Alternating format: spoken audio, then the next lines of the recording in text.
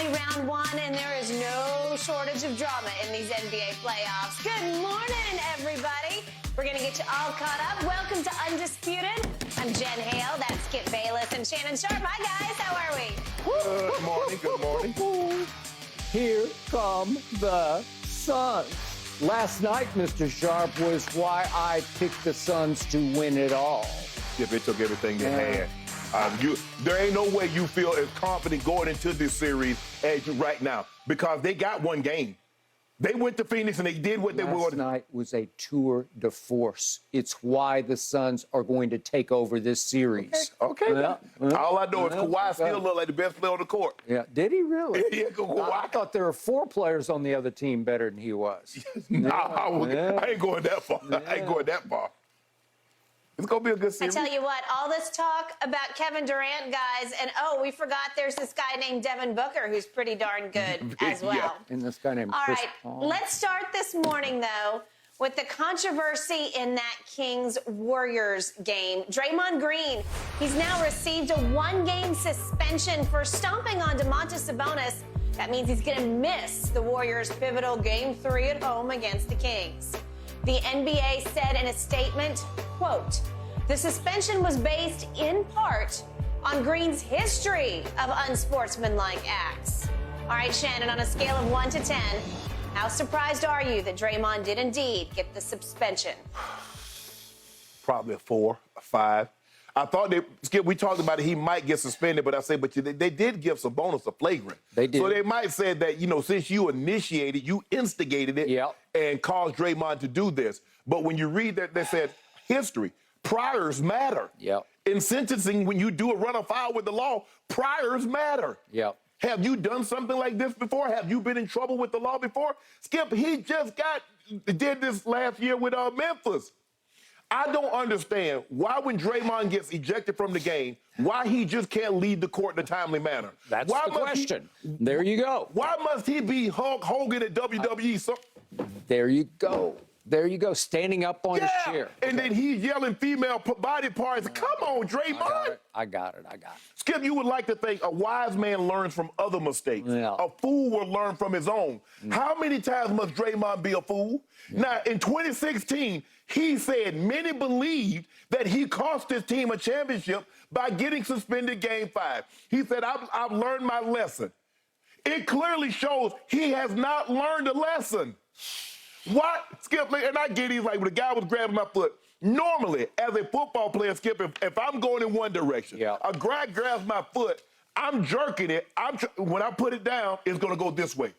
He raises his foot, stomps in the guy's chest, and then pretends like, oh, this is what I had to do. Okay. Come on, Draymond. Why do you keep putting yourself in this situation? I believe this was the final straw. Now, maybe it was already. Maybe Draymond, the writing was on the wall, Skip, before he ever hauled back and threw that punch at Poole. Maybe the writing was on the wall, but I think this was the final straw. Because, Skip, they say production intolerance? Yes. I'll tolerate a lot if you produce.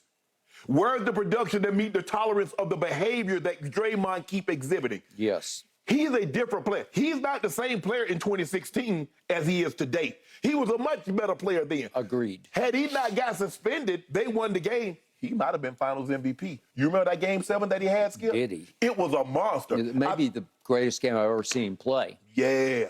What, a 35, 13, and 9. I just don't get why he keeps doing this. And he's like, oh, I know what I'm doing. Really? So going into like, you know what? We're going to be down 0-2. I'm going to get suspended, and it's going to rally us. You already up against it because the Kings are not in awe. They didn't come to praise the Warriors. Yeah. They didn't come to, oh, this is going to be a coronation. Y'all, no, bro. We for real. They came to bury. We're the 3rd seed for a reason. It's not an accident. Yeah. De'Aaron Fox, named clutch player. 91 of 100 votes. For the season. For the season. Clutchest player. Yep. He's it. Yeah. Skip, like I said, I'm on a 4. I thought he wouldn't get suspended for the simple fact they did give Domantas Sabonis a flagrant 1. And so, but when you look at his history of these antics, and then, what happened? What committed right there? 2 rows back. He was sitting in looked like the 3rd row. And Yep. he probably like, oh my goodness, I can't believe this is a national televised game. Maybe And this trying to slink down in the seat so nobody can see him. Yeah, Skip, like, you know how you come in late for church and you put that hand up like, we see you. Yes. You put your hand up, don't make you smaller. Yep. You just saying basically, excuse me for coming in late. Yes. And that's what the commissioner was. See, I mean, Draymond got to stop this. But I believe this is his final lap around the track with the Warriors. I told you that yesterday. This is it, over and out. He has had a very good career. We could almost go to a great career because he's he had a great career. He's had 4 All-Star appearances. He was the Defensive Player of the Year in 2017. He's been twice the Steals champ. He's been really good. And by the way, his numbers this year are right on par with his career numbers. They're just coming in different ways. Yeah, they the just impact don't seem is to not the same. Okay. Because it's still, for the regular season this year, 9 points, 7 rebounds, 7 assists. That's just Draymond. Right. Okay. You say production tolerance. I always say at some point you become more trouble than you're worth. Mm-hmm. He has outlived his worth with the Warriors and with the league. And it was interesting yesterday. Shams, have nothing but respect for Shams, reported that it looked like the NBA must be leaning away from suspending because it kept going deeper and deeper into the evening. Right. And I'm with that report, and I'm not taking any shot at Shams because I thought that sounded correct to me. That rang true. Did you think? Were you thinking like, okay, we don't want to upstage any of the starts of the other game because that's going to be the news. That's going to be the story. Maybe. But it also felt like it took a while. Right. It wasn't a cut and dry, slam the book on down on Draymond. Okay. It looked like it took some time to wrestle back and forth because we went back and forth. And I told you, if we're just looking at that single incident, I'm not suspending it because Sabonis did start it with what I would call, excuse me, a dirty tactic. Right. It's not a dangerous play. He's trying to protect himself. No, you put your hands over your chest, or Skip, you getting beaten, they tell you to roll up in the ball, protect your vitals. How you grabbing his leg? That man... He grabbed his ankle because he didn't want Draymond to get a head start on him and beat him up the floor. 5 on 4, correct. And Draymond is notoriously great at doing just that. Yes. So he's holding on. It's just one of the it's a Euro tactic. It's just a good tactic. Yeah. I mean, it's quote unquote dirty pool, but he's trying to literally pull it off. Right. And yet Draymond's explanation, I think the commissioner rolled his eyes at, my leg got grabbed a second time in 2 nights. Referees just watch it.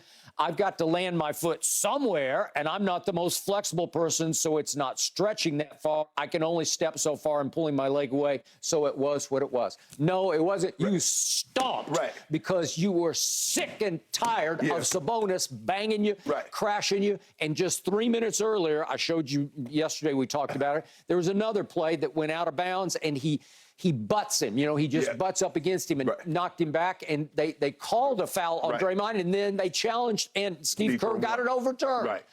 Okay, and here we go with this one. So just in and of itself, I think we agreed yesterday, no, you're not going to suspend him for that. But then the antics started. Yeah. And it's what I call conduct unbecoming of an NBA All-Star. It's what you don't want to see. As they're reviewing the play, there's a break in the action, and Draymond just acts out. You talked about a fool. It's foolish behavior. Yeah. To me, it's borderline clownish behavior. Yeah. It's boorish behavior because I'm just getting tired of the act. Just go sit down on the bench and let them look at the replay and see what transpired. And then when they make their decision, security's going to walk you. But he got to do the Hulk Hogan, Skip. He got to trial. Give it to me. Right. And we saw the same act a year ago in Game 1 at Memphis. If we can see that, where he took a victory lap after he got ejected from that game. That was in the second quarter of Game 1. And here we go. Yeah, this is the play in question, the flagrant foul. And then then he acts out and just remember that he took the victory lap. I think we might have it. I'm not sure we do. But if we could see him, all the antics that took place after this. And then here he goes. And he's dapping everybody up as he did the other night. Is this? Yeah, this is at Memphis. at Memphis as he exits. And he didn't stay to talk to the media on that occasion. Right. He went straight back to his hotel because he had just started his podcast, and he went live on his podcast. Mm-hmm. At some point, it feels like he's more interested in his podcast than in his basketball, because it feels like it's a little bit of self-promotion. If I make a spectacle of myself, it's good for business because he's got 1 foot in and 1 foot out. Right. And again, he's great at his podcast. He's got a future. He's already signed on with TNT. Okay, all that's great. But it feels like you're the new media. Well, when you're the new media, as you call yourself, you're part of the media. Right. Now, obviously, you have a podcast, but you're now a media member. You are in the Hall of Fame, but you gave that up. You went forward, right? Yes. Okay, Draymond is sort of 1 foot in and 1 foot out. So next year he has a player option for $28 million. Well, I'm sure at this point he better take it. He better take it. Opting in. He better opt in. And yet it feels like, to your point, that Golden State is about ready to opt out. As in, how do you get out from under? It becomes Westbrookian for them. Like, okay, how do we get out from under? Do we have to wait to the trade deadline and hope somebody will take an expiring contract off our hands and buy him out? Right. Would somebody take him in trade? I don't know exactly what he'd be worth. Would a young team feel like they could use him as a veteran? Okay, when we look at his history in Golden State, we go back to 2016. And you know and I know what started happening. He kicked Steven Adams, as you say, rocketed him, right? Yeah. And he had a history of doing that. Right. And then in the finals, game 4, it was at Cleveland.